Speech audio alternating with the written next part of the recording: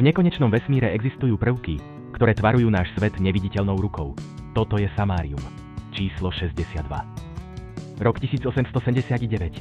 Francúzsky chemik Paul-Émile de Bois-Baudran skúma svetelné čiary neznámeho prvku.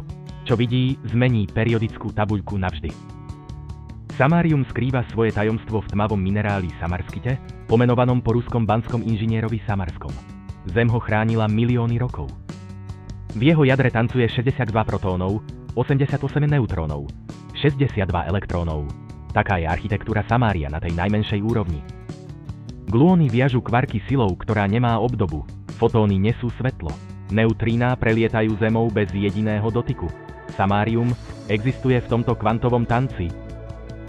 Každý prvok má svoj vlastný rukopis vo svetle. Keď samárium horí, zanecháva v spektre zlatisté čiary, jedinečný podpis, ktorý ho odlíši od všetkých ostatných. Zlúčenina samária a kobaltu vytvára permanentné magnety neuveriteľnej sily. Poháňajú satelity, slúchadlá, aj elektrické motory. Izotop samárium-133 putuje priamo k nádorom v kostiach a ničí ich zvnútra. Cielená radioterapia s presnosťou hodinového strojčeka. Prvok, ktorý zachraňuje životy.